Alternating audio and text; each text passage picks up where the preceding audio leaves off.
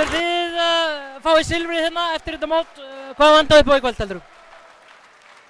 Já, ég held nú að við höfum gefið á þetta allt sem við áttum, þannig að ég veit ekki hvað vantaði. Við bara, jú, þessi 2 leikir í D.A.F.-deildinni, við bara mættum eiginlega alls ekki í þá. Já, ég held að við varum að fara að taka þennan leik. Sækja því. Eitthvað svona vendipunktur sem þú manst eftir og lítið tilbaka í leiknum sem að gaf, hvað var þetta?